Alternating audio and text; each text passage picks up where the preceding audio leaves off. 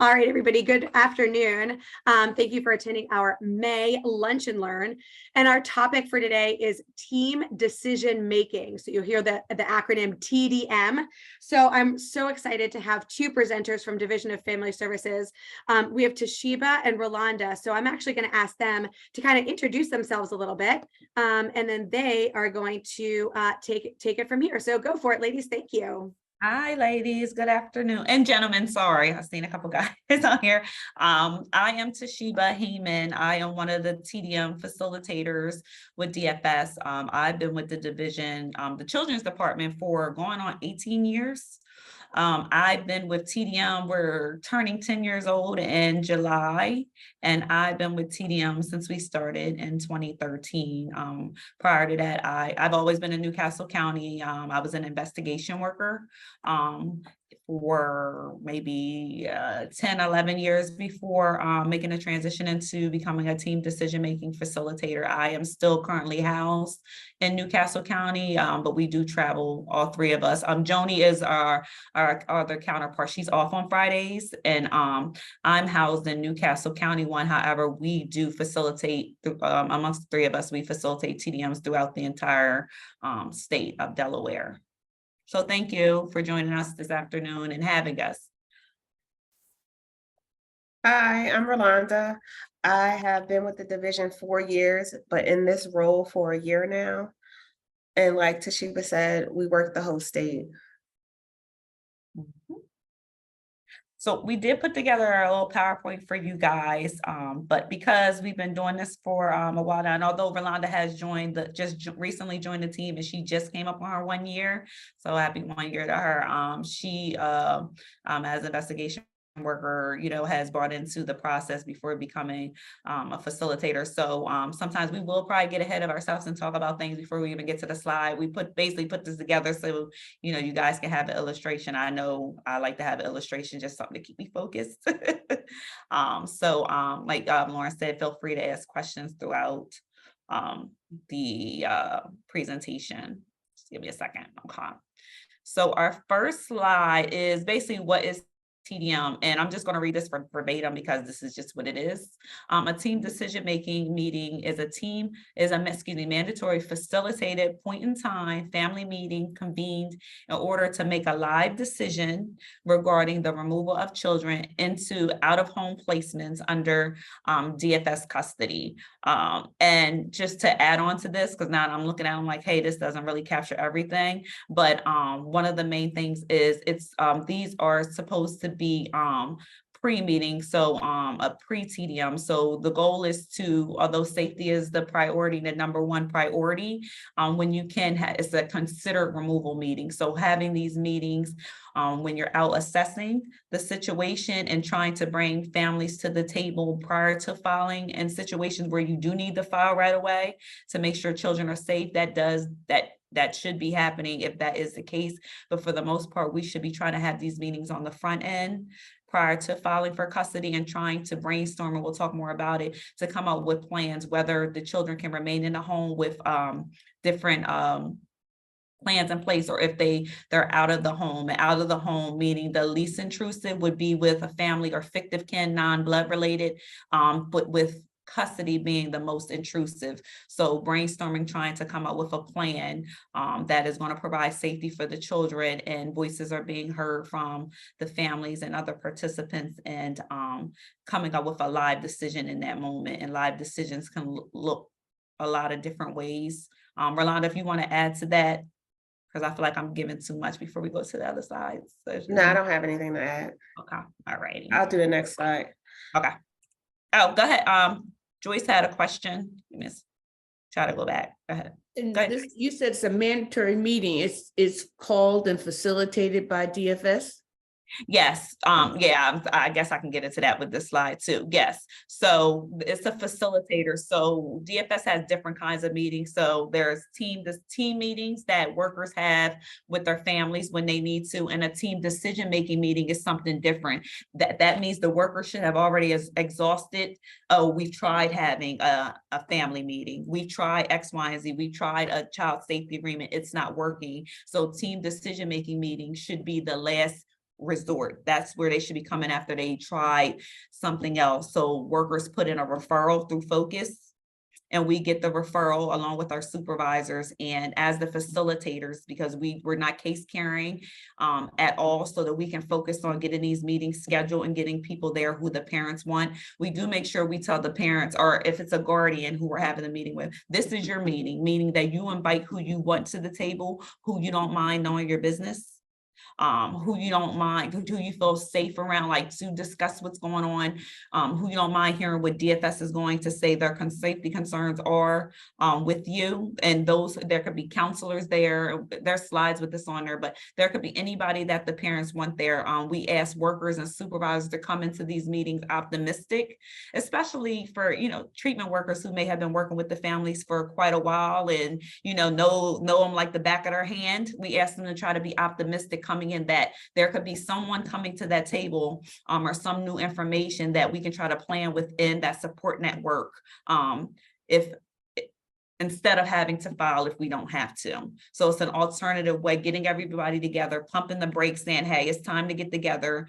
We've tried X, Y, and Z, and now we need to come together as a team and try to go over what the immediate safety concerns are, how they're impacting the children.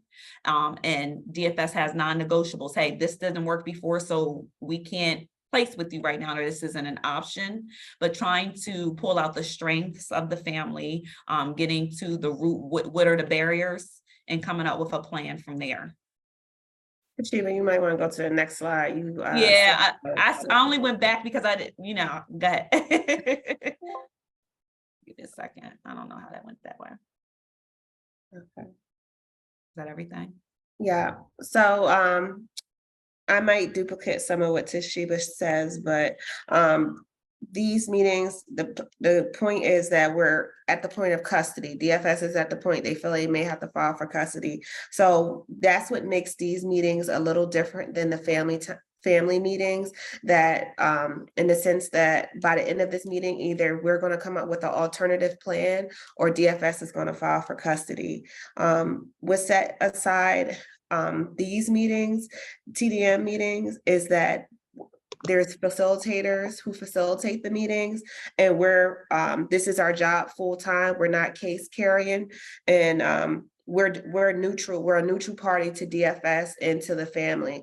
So if the family has concerns with DFS and it's legitimate, we may push back on DFS and ask them, the worker and the supervisor, why wasn't this done, or be a neutral party in that sense.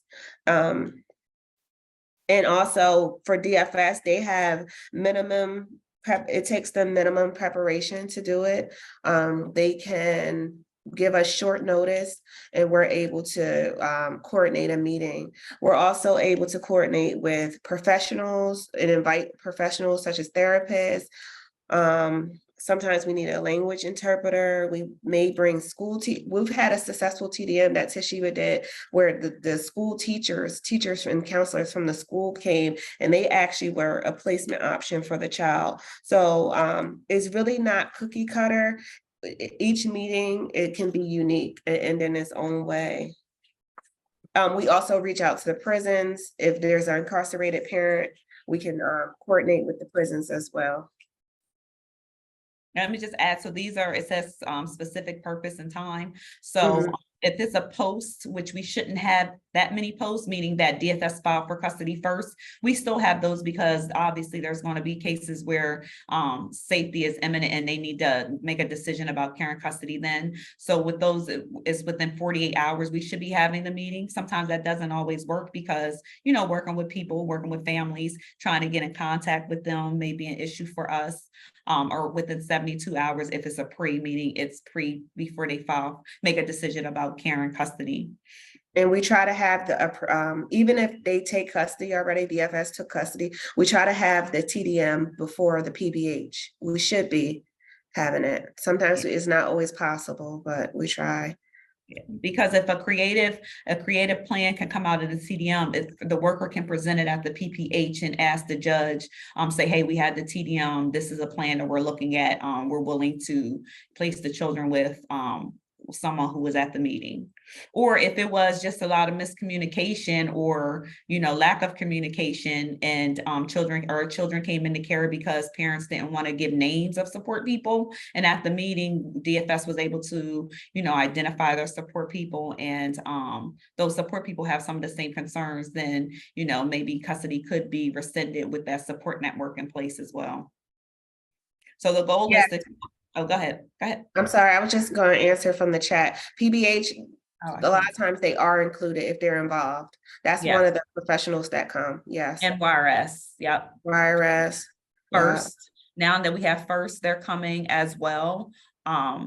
Like we said, it is the parent or guardian's meeting, but sometimes when DFS already has custody, DFS tends to invite some people that the parents may not be aware of. But when we reach out as facilitators, we reach out to the parents and invite them, like, hey, this is where DFS wants to have this meeting with you, and DFS workers should have already had the conversation. So the first conversation shouldn't be from the facilitators. They should be making their families aware that they want to sit down and have a meeting to go over the safety concerns. So sometimes I've had, as far as CASAs, earlier on, I had a few CASAs, maybe earlier on means maybe 2 that had attended. And sometimes once you guys find out about it, the DFS worker will say, hey, we're having a TDM, and the CASAs have attended. More recently, I have where they just want to get familiar with what's going on, and they'll introduce themselves as the CASA and what their role is with the family. Earlier on, there has been times, I'd be honest, just what happened when you have a bunch of providers or professionals in the room, everybody sometimes has their own hidden agendas or trying to get information that they need, but those aren't times for the TDMs. We establish ground rules as facilitators in the beginning. Hey, we're here today to make a decision about the care and custody. Sometimes that the professionals are meeting for the first time, coming together in a TDM. So we want to make sure that we're staying on track. We're going over what the immediate safety concerns are, and whether it's YRS, PBH, or other professionals that are at the table, that, if they have concerns or if they have strengths of the family, because that's another beautiful thing I like about TDM is that DFS is or professionals are able to highlight family strengths. I know a lot of times DFS families look at DFS as, negative, or, the baby snatchers or children takers and things like that. So when we can bring or highlight some of the strengths of the families, because sometimes parents or caregivers haven't heard of what they've been doing well. So we try to highlight those as well and acknowledge, hey, although these are concerns and there are some barriers to this, but these are some of the things that you have been doing well, so we try to highlight those as well. But we try to stay focused and on track because, for one, it can be very trying to get everybody's schedules to work,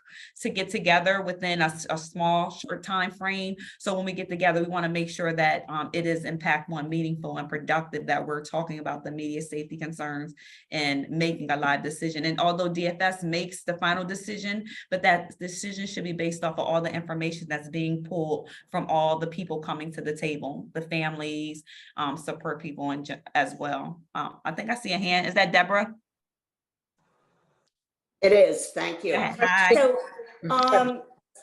So are CASAs always able to attend a TDM, or is the ability to attend based on the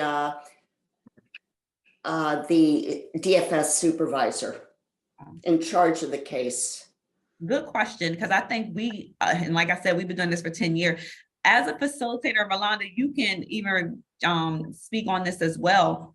As facilitators, we've never reached out when we call the family, the parents or guardians. They've never, because a lot of times they don't even know what a CASA is or anything, but when we're at that moment in time when we're scheduling. So a lot of times, most oftentimes, we're not aware until we get into the meeting that a DFS worker or somehow whoever invited the CASA to come. So a lot of times we're finding out going into the meeting that the CASA is going to be there, or the day before they'll say, hey, I found out who the CASA is. This CASA is going to be attending the meeting. So I honestly don't know how that exchange works and who does the inviting and things, because most times the CASAs aren't at these meetings, but the times I've had them, they've, introduced themselves to the parent or guardian, say, hey, this is my role in working with your child. It may need like some proper spelling of names or address, just some of that extra information at the end once we're done the meeting. So I really don't know how that works. We just most times show up in the DFS is telling us that, hey, the CASA is going to be here too. Rolanda, did you I just want to answer to the chat. I'm keeping an eye on it. Lauren and Sophie, you're right.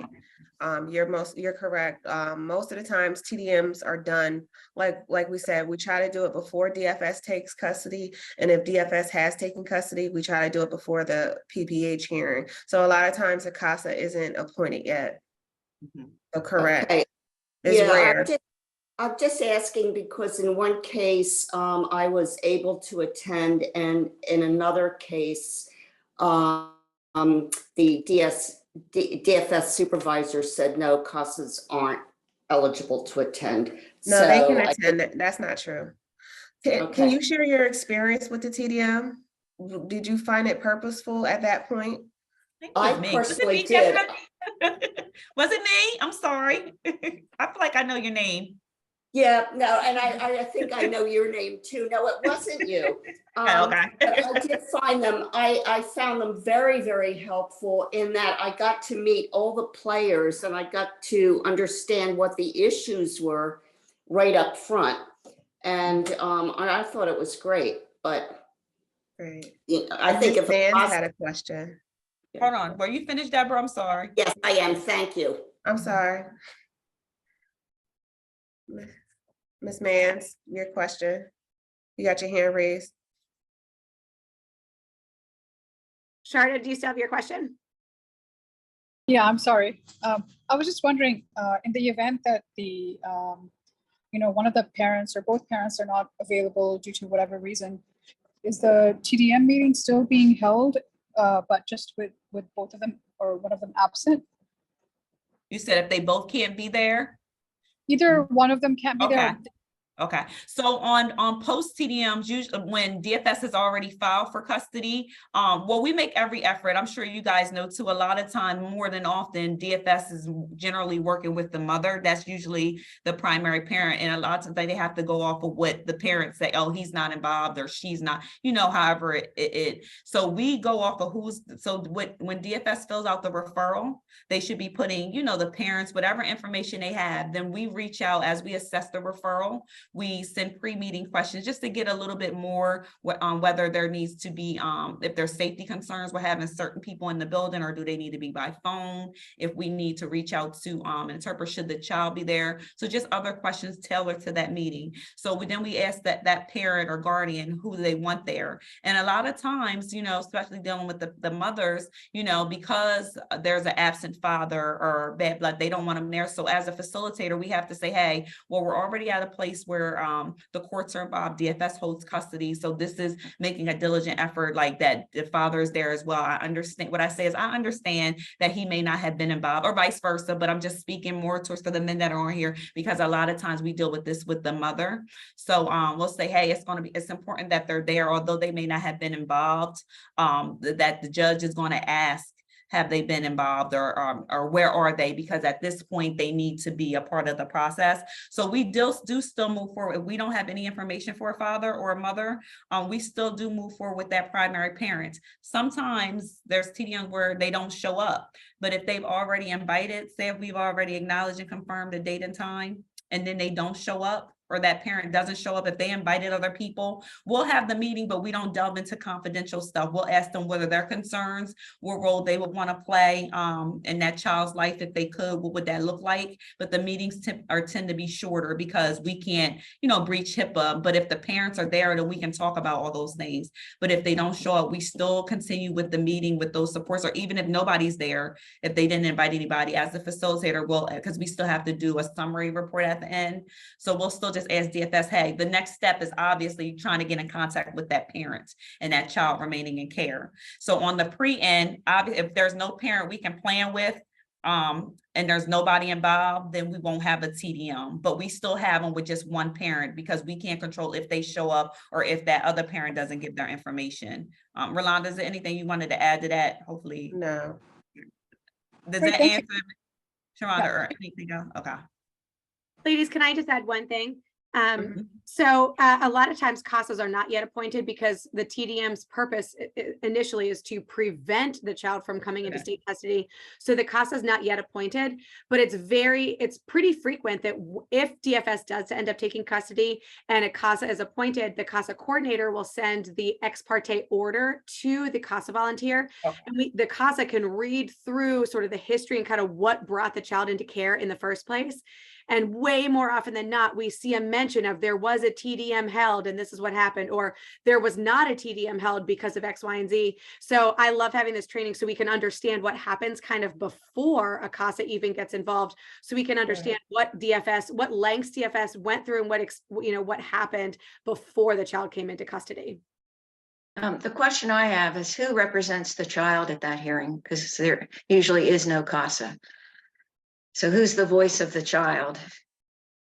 So that's another thing that makes the TDM unique. We try to bring the child's voice to the meeting. A lot of times the teenagers, due to behaviors, may disrupt placement. We try to get them into the meetings as often as possible. School age children, if they cannot attend, or if they're not emotionally stable enough to attend, we try to get a letter or try to come up with a way that we can get their voice to the table.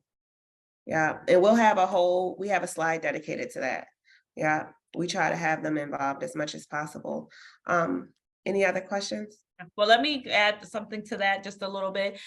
We encourage the workers to bring some of the tools that they use when they're in the field, depending on the development, like Rolanda said, of the child or the age.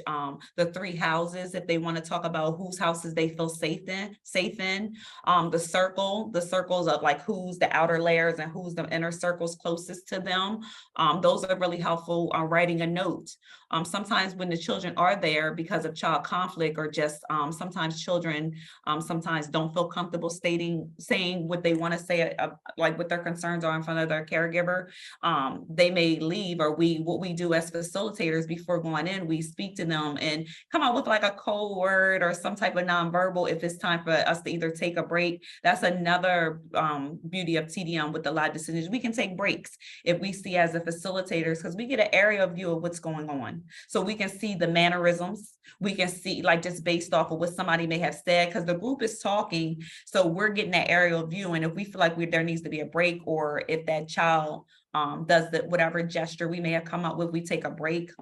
One child I remember very clearly, at 8-year-old, mom, there was some concerns with substance abuse, and the child wanted to stay with her friend and her mother, which was an option for her, but mom didn't want her. Like the other family wanted her to stay there, they were fine, but mom didn't. Mom was putting her needs first. And the 8-year-old said, "Mom, I don't understand why you won't let me go with them. You drank, you use drugs, and you act different." So even an 8-year-old is able to express, and those moments can be very impactful and can change the whole trajectory of the meeting when you're hearing, because oftentimes, some families say, hey, DFS coached them to say that, but to see your child right there saying those words in front of you as an 8-year-old, or writing that letter. And as a facilitator, we read them because we don't want them. We definitely make sure families know that although we're with the word DFS, but at this moment in time, we're very impartial during these meetings. So a lot of information we're finding out when we get in,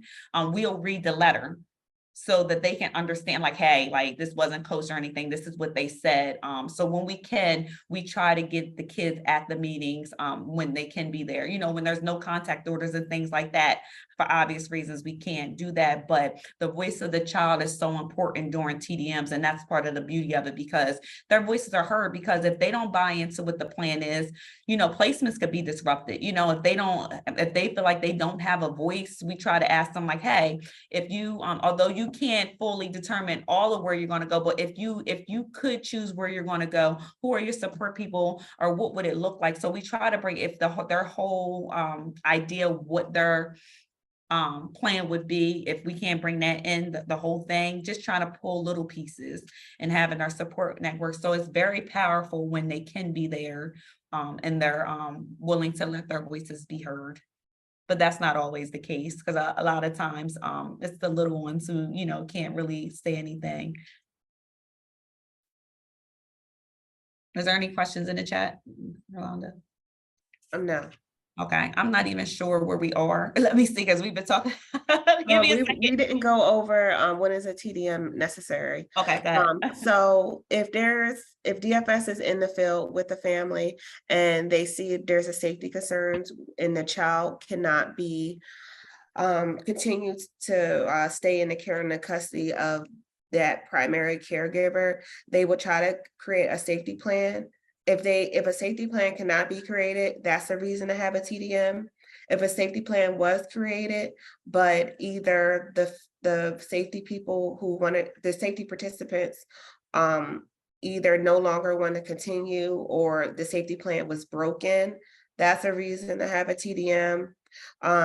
Sometimes court orders children into DFS custody sua sponte, so that's a reason to have a TDM. Also, there's been a monitoring, like treatment ongoing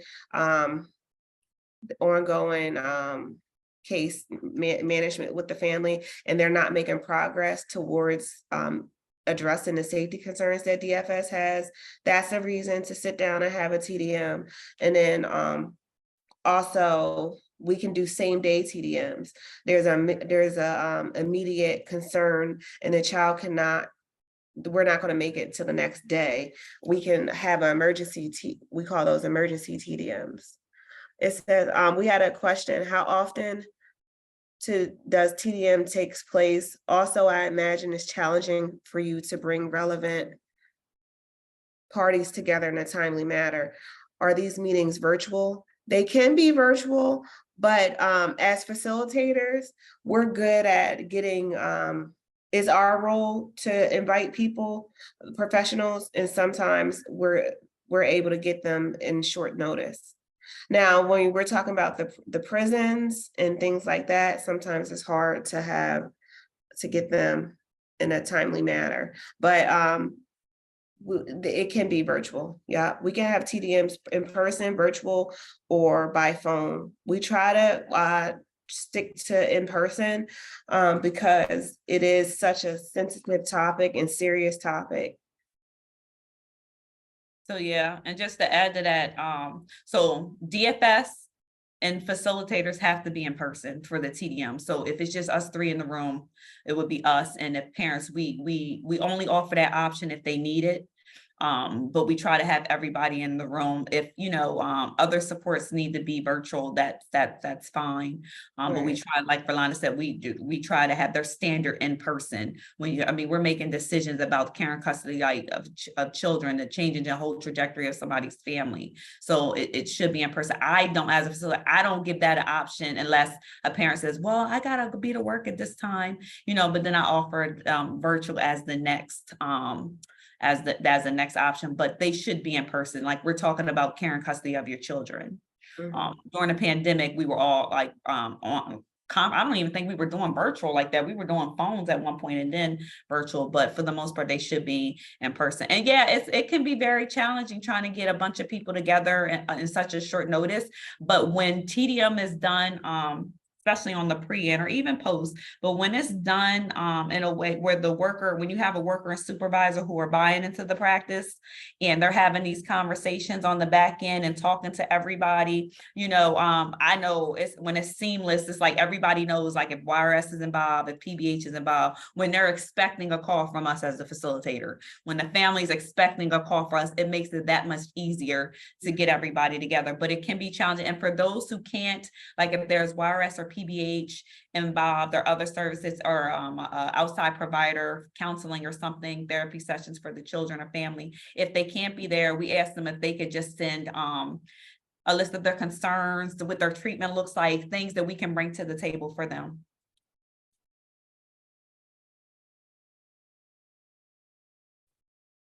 Is that everything with that? Hold on, let me go. Yeah, that was it. Let me go back because some of this shows up really late.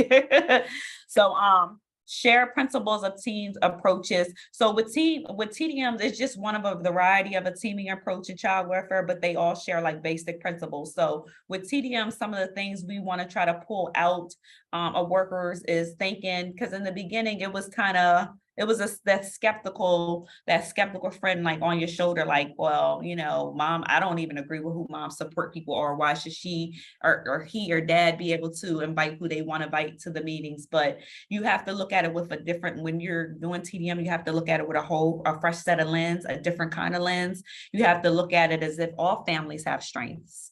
There's strengths, because although I may have challenges and maybe overcoming drug use, and one of my support people is the person that I tend to use drugs with.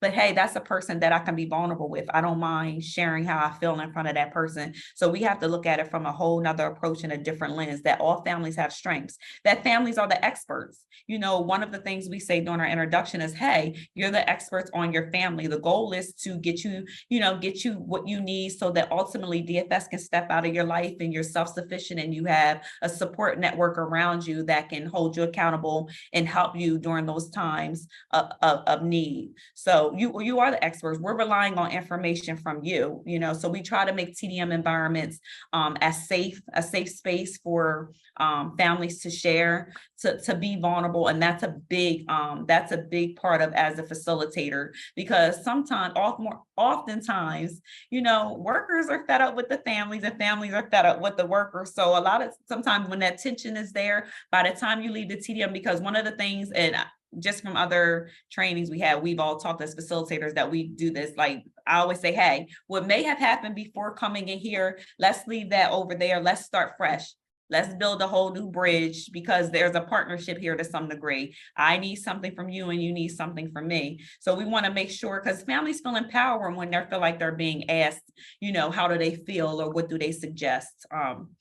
Families deserve to be treated with dignity and respect, and that's obvious. A lot of times we got to make sure that we're not putting our beliefs and principles on the families. And families can make well-informed decisions about keeping children safe. Bringing that one family member to the table that DFS didn't know about prior to, and that family member didn't know what was going on, and now and DFS here is like, hey, they're holding them accountable, that they see those protective factors, and that's somebody who they can bring in as a part of the support network.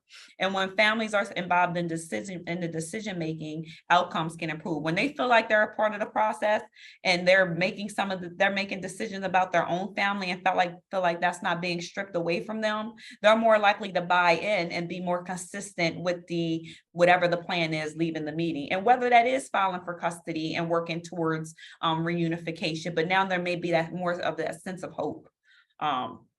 A team is often more capable of creating a high quality decision making than an individual. And I think this is good too with DFS, because ultimately DFS makes the final decision based off the information that was gathered. But I know it feels like a weight lifted off of me when you have other professionals or people working with the family coming together. So it's not just solely weight on DFS. I'm pulling from you, getting information from you and the other person, that it doesn't just seem so heavy on one person making the decision.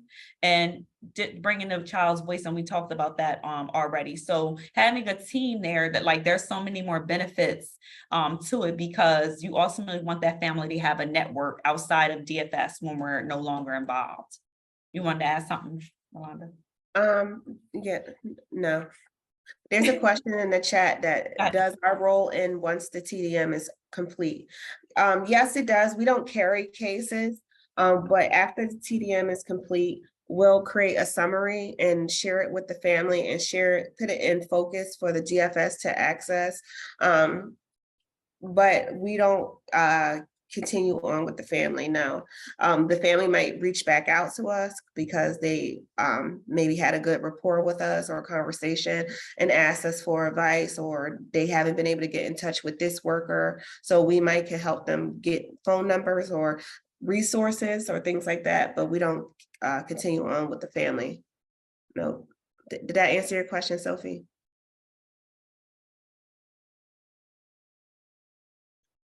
And I think Joyce, do you have a question? Joyce.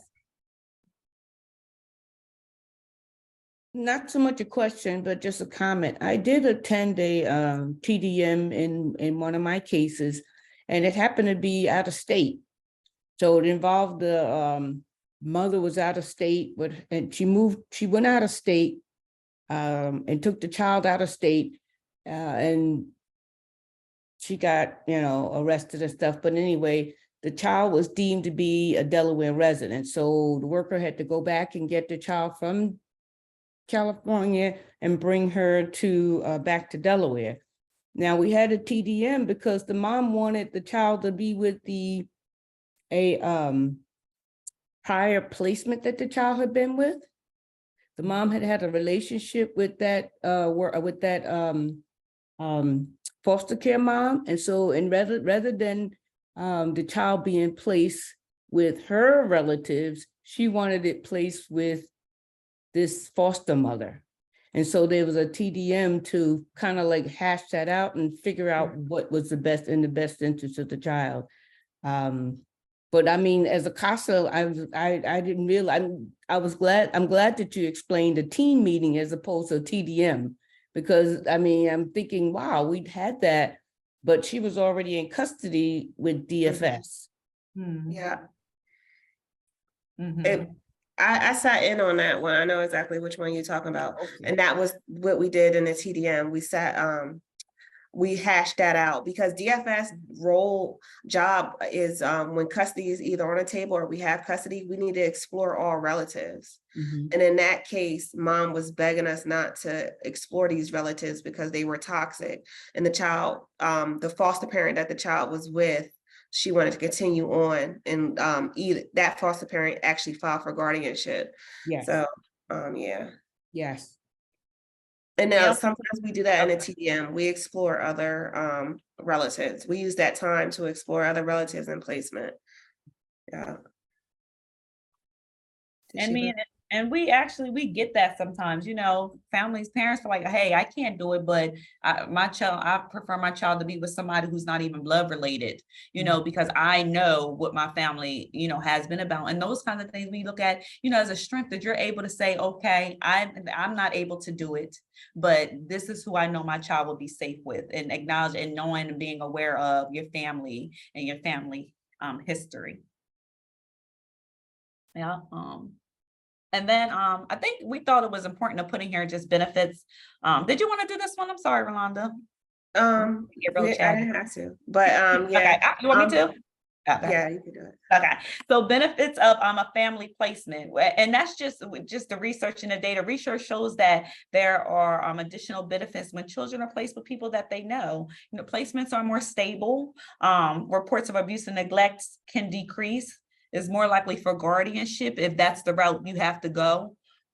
Juvenile justice system is less likely, so children are more likely not to be in the juvenile justice system, and the children are a child subjective experience of care is more positive. So less trauma. Children are able to more likely stick to their traditions, like in cultural things, if they're with people that they know. And just some data that has been done too, that Trinette had looks at, and that more likely for children to return to their parent or caregiver when those family places. But we also want to make sure that workers keep their eyes open, that family does not have to be the blood related. It could be the fictive kin, people who are like family that aren't necessary, because sometimes your best friend could be more of your family than your actual, sibling. So just being able to stretch and look at that as well. So we encourage those. We encourage workers, instead of jumping the gun and just going to filing for custody, so let's sit down, let's pump the brakes, let's take a beat.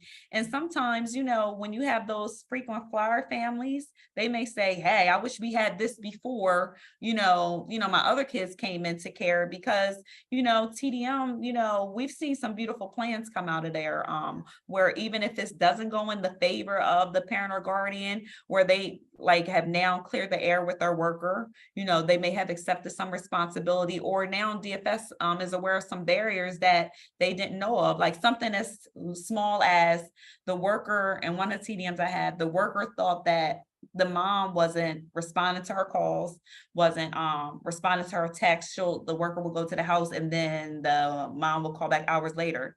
Well, mom had A text one of now. those emergency or the text now, something like that. So she wasn't getting that info. She wasn't getting them. And if she would get them like hours later. So sometimes it's just clearing the air, but we do always try to make sure that, because there have been times where, not often, but, workers and they put in referrals to have a facilitator kind of just think we can work things out for them. No, it's when you got to that moment where something has changed and there are some safety issues where now we need to have a conversation about if these children can remain in the home or if they need an alternative placement while DFS continues to work with the parents.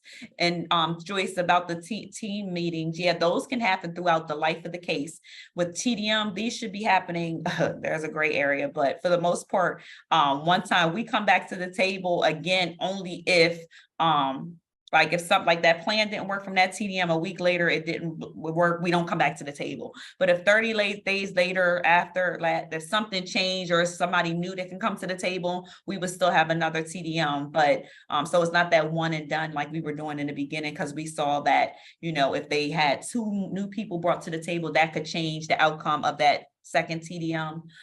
But team meetings can happen all throughout the life of the case, just to kind of reestablish some things, see how something's going and working. But with the TDM meetings, it's a facilitator where we don't have cases because we need to be able to go all up and down. We need to go down to Georgetown because there's not a facilitator assigned to Georgetown. So we have a rotation and we take turns and things like that. We have to be able to do emergency meetings if someone needs one the same day as well.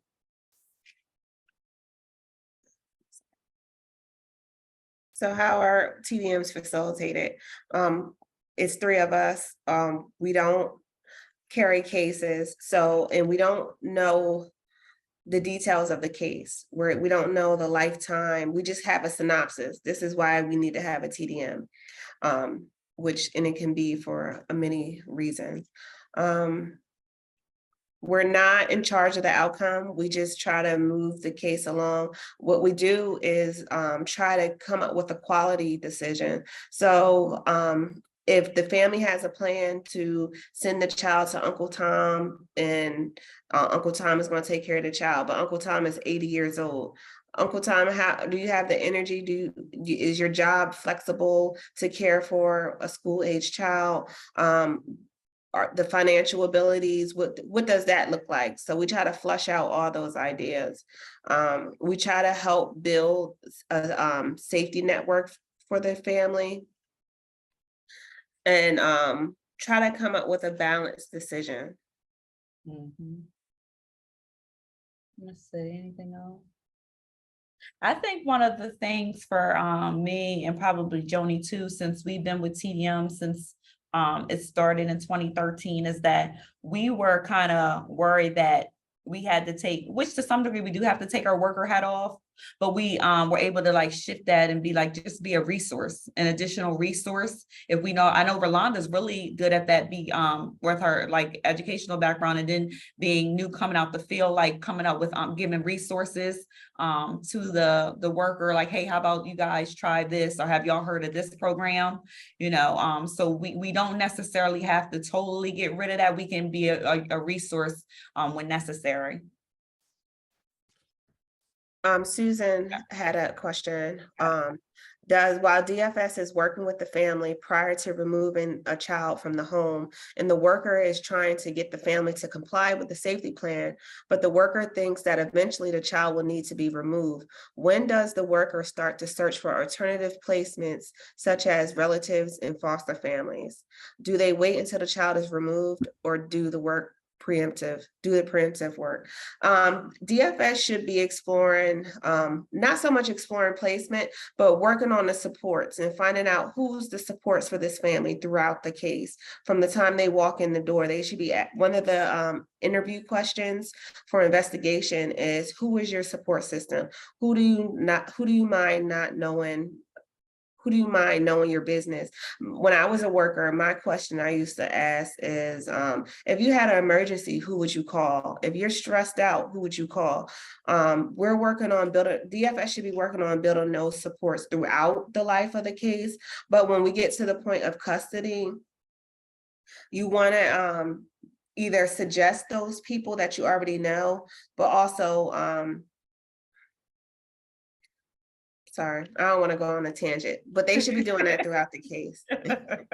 Yeah, and they just got, I see you, Joyce, give me 1 second. And because we try to change the mindset and the thinking of the worker, you shouldn't automatically go into, if the family's already operating in crisis, you shouldn't, as the worker, you shouldn't be going into crisis mode unless it's something very, you know what I mean, where you have to make a decision about safety in that moment. But you should be like kind of exhaling and saying, hey, let's go back to those conversations we had, like Rolanda talked about.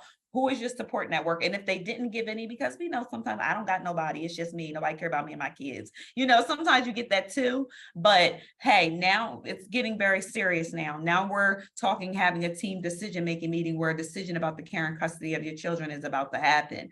Who don't you mind knowing what's going on? Who are you bringing to the table? Because we don't want workers automatically just jumping the gun and saying, oh, let's start looking for placement, let's do a level of care, because we want you to try to come in optimistic. I mean, have wisdom, you know, knowing that that's a possibility you may file, but we should be bringing them to the table. And although you put the referral in, and we're as facilitators, we're doing the work to get the meeting scheduled. But if the parents give you names along the way, we always suggest start checking them out, do backwards. So by the time you get to the meeting, now you can have real conversations. Hey, you know, we did a background check. We can't go into the support people's backgrounds in front of them unless they say, hey, I don't mind you talking about it in front of everybody. But so they already have an idea of what type of support that person can be. Can they be a caregiving support, or can they just be a support where they can get rides to the doctors or appointments and things of that nature? Go ahead, Joyce. Yeah, and the last slide, it said that the facilitator doesn't come in with knowing any details about the case. Is that what that said? We get a small synopsis. Why does this TDM need to happen? We have substance abuse concerns for mom. There's no other relatives, and the safety plan was broken by grandma. Like really short. So that gives us a chance to be neutral, a neutral party. So like to piggyback off Susan's question, the worker might believe that the child will need to be removed eventually, but us being neutral, we're not biased. We don't have that tainted relationship with the family. Sometimes the family opens up to us more because we have a different approach, because we're not biased, if that helps. Yeah. So we know little stuff. And you got to understand that that's not always the case. Sometimes we know more because workers put more on the referral than they should. But we try to have refresher trainings to refresh them and remind them of things, because when we write the summary reports, we're putting what the worker put on there. Now, a lot of times we got to redact it because certain stuff shouldn't be in there.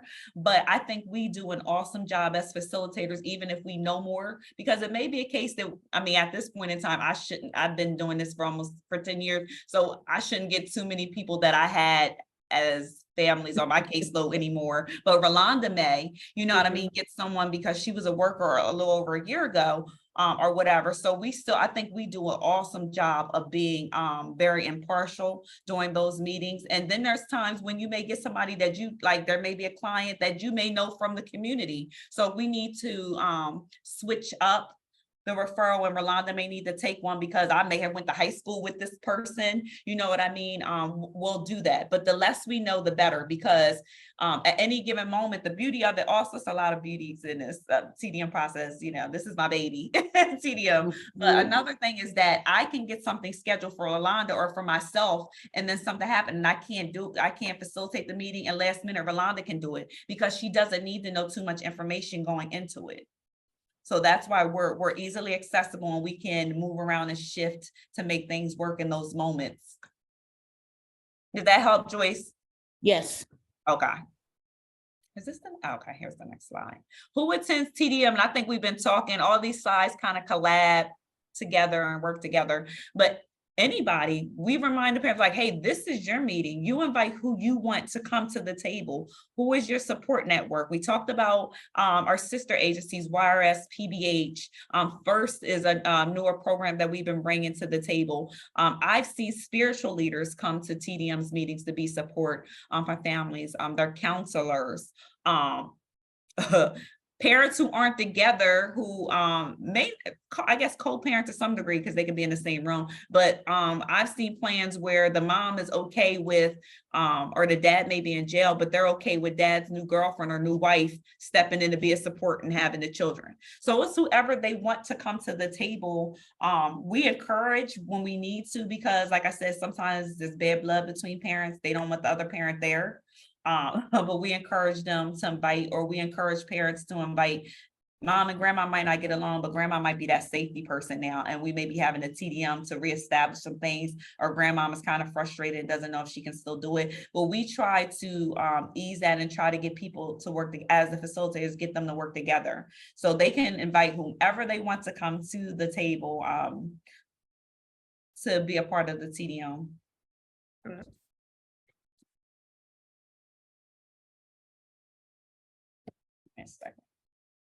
That's everything now. So in TDMs, like we said earlier, we try to have the child involved. There may be situations where a child cannot participate in a TDM, but we want to work hard to ensure that the child's voice is being heard. And we try to be creative in bringing their voice to the table. Yeah, I think we talked about this throughout. Is there any questions about that one you're seeing in the chat, or we can move on from that? Yeah, we can move on. I have a question about the previous going talk. If during the family, during the meeting, a mom states that she doesn't want her children to be placed with another person attending the meeting, how much value do you put on mom not wanting her child or children to be placed with another person? So if it's is it a person who DFS has deemed appropriate, but that parent isn't trying to buy into it? Yes. Okay. We try our best. I mean, as I think we've been trained and skilled enough to know when we're beating a dead horse and keep trying and trying and pushing.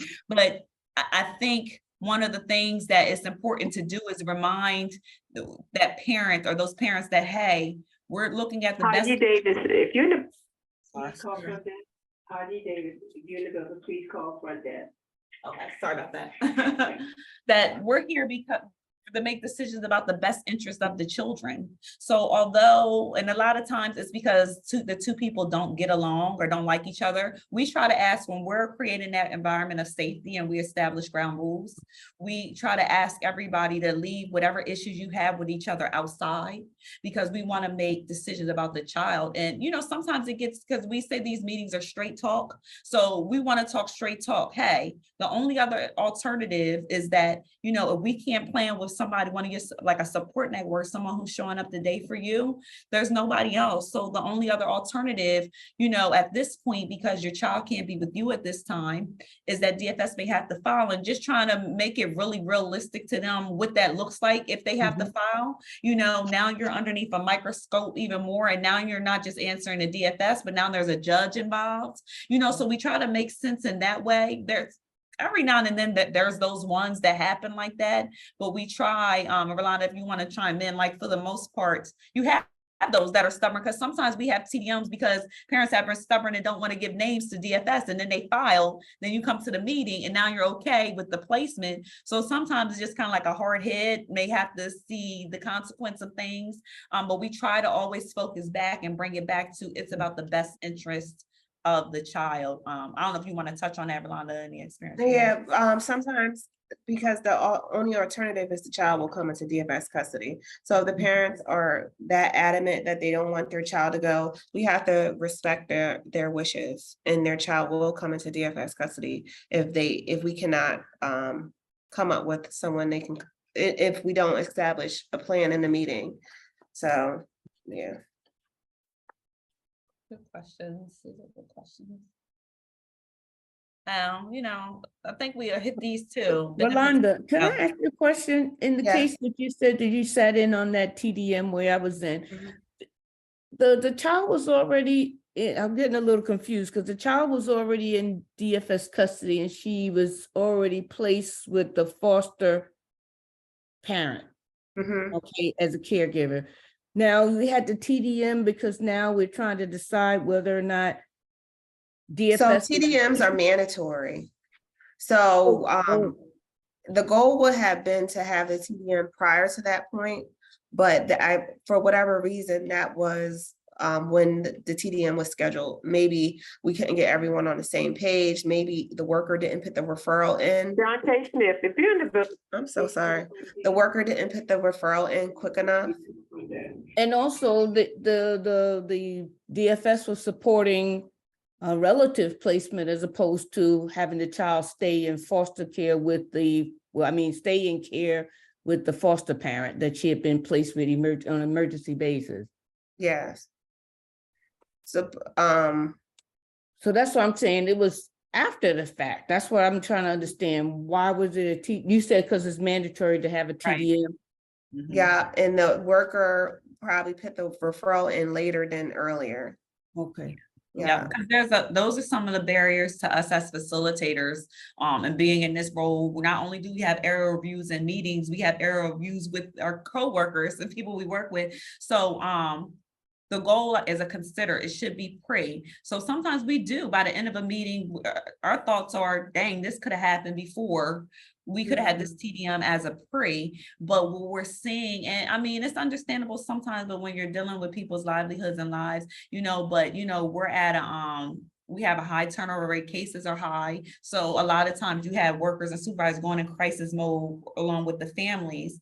And it's sometimes, oh, let's file, you know what I mean? And so we get those on the post end when we could have got them on a pre end sometimes too. And we have no way of checking that because by the time we see it, they've already either filed and we're just getting the referral. So we have no way. So what we try to do to decrease that when we have the refresher trainings, reminding them when we attend unit meetings to talk about TDM, and we have work group that we meet quarterly where we talk about what's working well with TDM. We talk about still some of our challenges and things that management may need to talk to their supervisor about, because at the end of the day, it's a partnership all around. We need to partner with workers and supervisors. They need to buy into the process, and we need to partner with our families that we're working with. So it's just sometimes we are getting them on the back end and more, but I will say, and I wasn't at the work group yesterday, but we always talk about data, and we've had 50%. Rolanda, would you say about each county is 50% or more than 50%? Right. So the numbers have increased where they're having more pre-meetings versus posts. So that's a good thing. And we want to always celebrate all those wins. And another thing was that part of the data is that when we started TDM, we've seen that there are more fathers that have become involved. We're bringing more fathers to the table, and sometimes it just takes having that neutral ear or that impartial ear that can kind of get that parent to buy into bringing that other parent to the table. All right.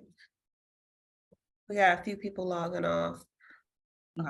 Yeah, sorry. I was at the one already. Oh my God. You ladies are so awesome. I guess just kind of in the interest of time, and I don't know how much more, I don't mean to cut you short, but Oh, we're done. I think this is one more last one. Yep. yeah, awesome. This was so helpful. I'll be quiet and you can kind of answer this, and then we'll wrap it up. Yeah, this I think because we kind of talked about this, we were just trying to give you guys the idea. We kind of operate on a format. This kind of keeps us, although we don't always get to go in this order, we got to come back and bring people back, but this is what we try to operate on: to identify introduction, establishing the safety and the ground rules, identifying what the situation was, the safety concerns while we're there, we're assessing it, now we're delving and pulling those layers back, we're coming up with ideas. We want everybody to be a part of the process. And Rolanda used a good example when talked about, is that person even capable to help with that? But at this point, no idea is a bad idea. We want to get everybody involved and pulled in to be heard and reach a decision. You don't necessarily, everybody doesn't have to agree, but everybody has to kind of buy into and be a part of the plan. And then we kind of recap it at the end and make sure that not only the family is doing their part, but that DFS is doing their part too, because the plan is only as good as the people a part of it. So we don't want to sit there all that time and try really delve in and work some things out, and then that plan crashes because somebody didn't do their part. And that's pretty much it, unless you wanted to add something, Rolanda. But thank you. Go ahead, Joyce has a question. What is the turnaround time for your decisions? I mean, how does that work? Live decision, the decisions are made by the end of the meeting. So meetings are usually out, they could be between an hour and a half, minimum hour, well, 30 if nobody should, but up to an hour and a half, 2 hours. I've had ones a little longer, but you know what? The work was done. And that was because we took breaks. They did background checks. They called people who weren't at the table. I had this one years ago. We had it at Rockford Center and the parent wasn't there. The child was with the relative, but they didn't have custody. But mom, I believe, may have been a prostitute and on drugs. And I don't know if this is still out. I don't even think I knew about it then, but I found out that day. It's Backpage or something like this, like dark, and they were able, we took a break. Somebody was able to get in contact with mom through Backpage so that mom can consent to grandmom getting guardianship, something like that. So we didn't have to file. So they can get creative. I'll sit there for hours if we're able to come up with a plan that's going to provide safety, but also can keep families together as well. But a live decision. Now, sometimes the gray area is that, like I just had one in Georgetown last Friday, where it was a what if. The family was going to go to Missouri with mom's friend who said she could come there, but we couldn't get her on the phone during the meeting. So it was the one child who has been has the behavioral issues that have been getting the family kicked out of the hotels. He was going to stay with grandpa until they heard back from the mom's friend in Missouri, but mom was going to have the other kids in the hotel because she had money to go to the hotel. So the contingency plan, which this shouldn't be the case, and it rarely is, a live decision is made at the end, but we had a regional in there that said, hey, we'll give mom, if mom can leave throughout the weekend once she hears from this person, but we'll follow up with you, Toshiba, on Monday to let you know what the outcome was. So it kind of helped me with the summary report, but a live decision is made by that meeting. And it, like with I was saying earlier, as a facilitator, we may need to take a break and say, hey, DFS, I think we've been beating this horse for a while. It's time for you to pull the trigger if you have to file for cut. Those are the ones where it's like DFS may not want to say it, but that's all it's really looking like is custody, but the decisions are made then. Go ahead, Deborah. Can't hear you. Still on mute. Thank you. I hit that wrong.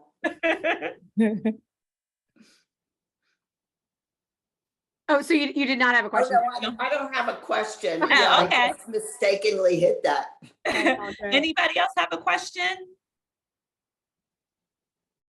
Okay, well, we thank you guys. We thank you for your time. Lauren, thanks for inviting us. Oh my gosh. Thank you very, very much. Yeah, Thank Toshiba and you. Rolanda, thank you so much. This is super helpful just to help Very us helpful. understand kind of what happens even prior to us getting involved and then what happens kind of afterwards. So this was wonderful. Thank you so very much. No It was problem. helpful for Thank us you. too, because it's like that moment in time, because we're like, I didn't even know a CASA. So it was helpful for us to see where that transition happens in there. So when you guys are there. So we thank you. We appreciate you guys' time today.